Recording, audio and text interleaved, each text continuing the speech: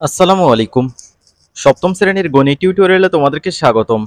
এই ভিডিওতে আমরা সর্বসমতা ও সদৃশ্যতা এই অধ্যায়ের অনুশীলনীর 4 নম্বর অঙ্কটা দেখব। তো শিক্ষার্থীরা, পূর্বের ভিডিওতে আমরা অনুশীলনীর 1 নম্বর, 2 নম্বর এবং 3 নম্বর অঙ্ক দেখিয়েছিলাম। পূর্বের ভিডিওটি দেখার প্রয়োজন হলে দেখে নিবা। ভিডিওর নিচে ডেসক্রিপশন বক্সে প্লেলিস্টের লিংক দেওয়া রয়েছে, সেখানেই তোমরা পেয়ে যাবা। তো চলো আমরা প্রশ্নটা পড়ে ফেলি। এখানে কি বলা রয়েছে? বলা আছে, প্রদত্ত চিত্রে ডান পাশে যে চিত্রটা দেখতে পাচ্ছ এটার কথা বলা হচ্ছে। প্রদত্ত চিত্রে এ বি ও ডি, এখানে এ বি আর হচ্ছে ডি পরস্পর সমান্তরাল। চিত্রে বর্ণিত তথ্য ব্যবহার করে নিচের প্রশ্নগুলোর উত্তর দাও।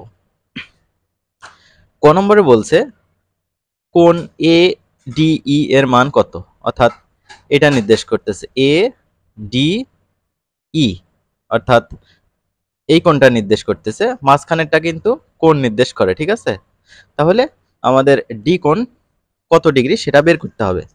তো শিক্ষার্থীরা, এ বি এবং ডি যেহেতু পরস্পর সমান্তরাল, তো আমরা এসি ছেদক বলতে পারি। এসি ছেদক বলতে পারি। তো এসি যখন ছেদক আর এ বি আর ডি যখন সমান্তরাল, তখন কি হয় দেখো, এই এইটা হচ্ছে 50 ডিগ্রি হলে এই পাশটাও হবে 50 ডিগ্রি, অর্থাৎ অনুরূপ কোণ। অনুরূপ কোণ পরস্পর সমান হয়। তাহলে এইটা যদি 50 হয়, তাহলে এই পুরোটা কিন্তু 180 ডিগ্রি। তাহলে এইটা 50 আর এটা কত ডিগ্রি হলে 180 হবে? নিশ্চয়ই 180 থেকে এই 50 বিয়োগ করতে হবে, এটা হবে 130 ডিগ্রি। তো চলো আমরা এটি কিভাবে সমাধান করতে পারি খাতায় সেটি দেখিয়ে দেই। মুখে বললে তো আর অঙ্ক হয় না। দেখো, আমরা এখানে ক নম্বর লিখেছি, চিত্রে এ বি ও ডি পরস্পর সমান্তরাল এবং এসি তাদের ছেদক।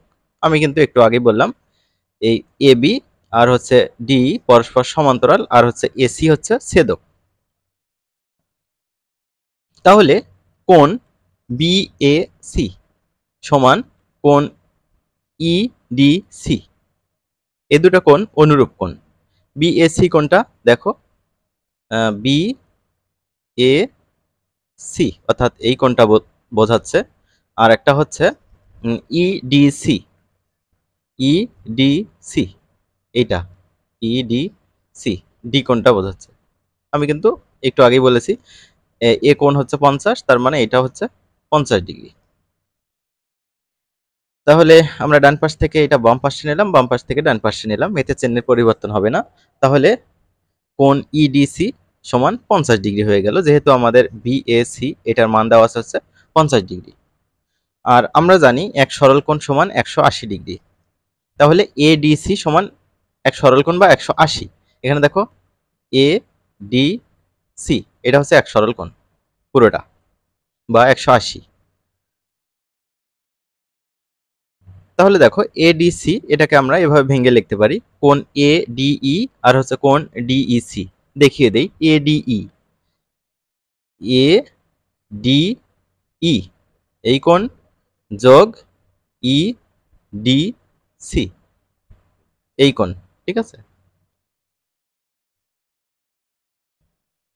তাহলে আমাদের ইডিসি এর মান দেওয়া আছে, এটা বের করতে হবে। তো এটার মান 50 ডিগ্রি আমরা একটু আগে পেলাম, এটা বসালাম, ডান পাশে 180 আছে। তো কোণ এডি এর এই মানটা যদি বের করতে চাই, এই যে 50 ডিগ্রি বাম পাশে প্লাস আছে, এটা ডান পাশে গেলে মাইনাস হবে, আর 180 যা আছে তাই। 180 থেকে 50 ডিগ্রি বাদ দিলে হবে 130 ডিগ্রি। তাহলে আমরা বলতে পারি কোণ এ ডিই এর মান 130 ডিগ্রি। তাহলে এখানে দেখে নাও 130 ডিগ্রি এই কোণটা, ঠিক আছে, এইটা হচ্ছে 130 আর এই কোণটা 50। এখন আমরা খ নম্বরটা দেখব। বলা আছে, চিত্রে দুটি সদৃশ ত্রিভুজ আছে, তাদেরকে খুঁজে বের করো কেন তারা সদৃশ হবে। তো এই চিত্রের মধ্যে দুটি সদৃশ ত্রিভুজ আছে, খুঁজে বের করে আমরা বলবো কেন তারা সদৃশ। চলো আমরা উত্তরটা দেখে নেই। এখানে খেয়াল করো, চিত্রে দুইটি সদৃশ ত্রিভুজ আছে। একটা হচ্ছে ত্রিভুজ এবিসি, দেখে নাও এ বি সি, আরেকটা হচ্ছে ত্রিভুজ ডিইসি, ডিইসি। ওকে, তাহলে এই দুটো ত্রিভুজ কেন সদৃশ সেটা একটু দেখে নিই। আমরা জানি দুইটি ত্রিভুজ সদৃশ হবে যদি একটি ত্রিভুজের দুই বাহু অপর একটি ত্রিভুজের দুই বাহুর সমানুপাতিক হয় এবং তাদের মধ্যকার কোণগুলো যদি পরস্পর সমান হয়। তাহলে চিত্র অনুসারে আমরা একটা জিনিস খেয়াল করতে পারি, এটা খেয়াল করতে পারি, এসি, এখানে দেখো এসি অনুপাত ডিসি লিখতে পারি। দেখো এসি অনুপাত ডিসি লেখা হয়েছে। তো এসি এর মান কত? এসি মানে পুরোটা, এসি মানে হচ্ছে 2 সেন্টিমিটার যোগ 6 সেন্টিমিটার। তো দেখো 2 যোগ 6 বা 6 যোগ 2 লেখা হয়েছে, তারপর অনুপাত ডিসি কত? ডিসি কিন্তু ডি থেকে সি কিন্তু 6, তো 6 আমরা এখানে দিয়েছি। তো 6 আর 2 যোগ করো হবে হচ্ছে 8, পাশে হচ্ছে এই 6টা এখানে দিলাম। উভয় পাশে কাটো, 2 দিয়ে কাটো, এখানে 4 হবে, 2 দিয়ে কাটো, এখানে 3 হবে, 4 অনুপাত 3।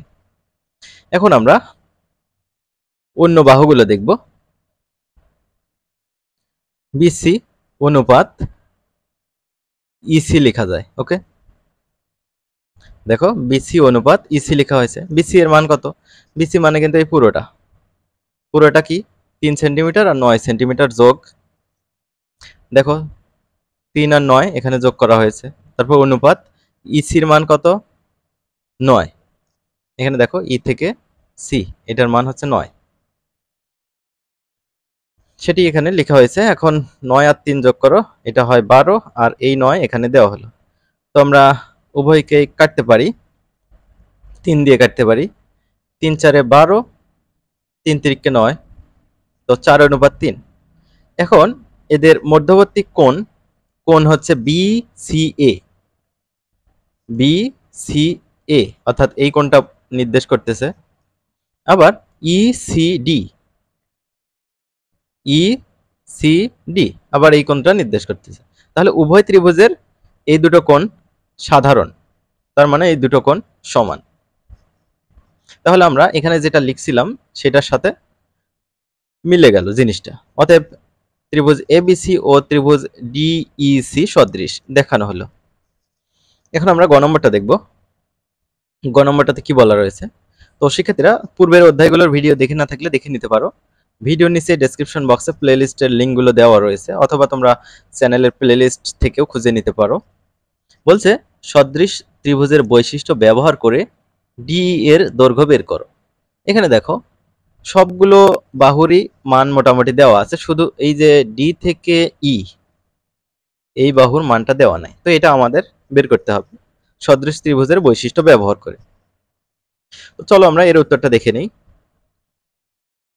তো শিক্ষার্থীরা তোমরা যারা এখনো চ্যানেলটি সাবস্ক্রাইব করো নাই, প্লিজ চ্যানেলটি সাবস্ক্রাইব করে রাখবে পরবর্তী ভিডিওগুলো পাওয়ার জন্য। গ নম্বরটা দেখো, সদৃশ ত্রিভুজের বৈশিষ্ট্য ব্যবহার করে ডি এর দৈর্ঘ্য নির্ণয়। খ হতে আমরা পাই ত্রিভুজ এবিসি ত্রিভুজ ডিইসি সদৃশ। আমরা জানি যদি একটি ত্রিভুজের 3 বাহু অপর একটি ত্রিভুজের 3 বাহুর সমানুপাতিক হয় তাহলেও কি হবে? ত্রিভুজ দুইটি সদৃশ হবে। এটাও একটা সদৃশ হওয়ার শর্ত। তাহলে ত্রিভুজ এবিসির 3 বাহু ত্রিভুজ ডিইসি এর 3 বাহু সমানুপাতিক হবে। তাহলে চিত্র অনুসারে আমরা দেখি এসি অনুপাত ডিসি। তো এসি অনুপাত ডিসি, এসি এর মান কত? এই তো এ থেকে সি, পুরোটার মান কিন্তু হচ্ছে 6 আর 2 8, দেখো 6 যোগ 2, তারপর ডিসি এর মান হচ্ছে 6, এই হচ্ছে 8 অনুপাত 6। তো আমরা আগেই কিন্তু কাটাকাটি করেছি উভয় পাশে। তো কত দিয়ে কাটা যায়? 2 দিয়ে কাটা যায়, এখানে 4 হবে, এখানে 2 দিয়ে কাটলে এখানে 3 হবে, 4 অনুপাত 3। তারপর দেখো বিসি অনুপাত ইসি লেখা যায়, বিসি অনুপাত ইসি লেখা যায়। বিসি মানে পুরোটা, পুরোটা কত? 9 আর 3 12, আর হচ্ছে ইসি কত? 9। তো দেখো 9 আর 3 যোগ অনুপাত 9, এই হচ্ছে 12 অনুপাত 9। উভয়কে কাটা যায়, কত দিয়ে কাটা যায়? 3 দিয়ে কাটা যায়, 3 4 এ 12, 3 3 9, 4 অনুপাত 3। এখন এসি অনুপাত ডিসি যদি 4:3 হয়, আবার বিসি অনুপাত ইসি যদি 4:3 হয়, তাহলে এবি অনুপাত ডিইও হবে 4:3। দেখো, এবি অনুপাত ডিইও হবে 4:3, সেটাই আমরা এখানে লিখেছি। তাহলে এবি অনুপাত ডিই মানে এবি ভাগ ডি, এবি এর মান কিন্তু 6, সেটি আমরা বসিয়েছি। তারপর ডি এর মান নেই, বের করতে হবে, সমান 4:3 আছে মানে 4/3।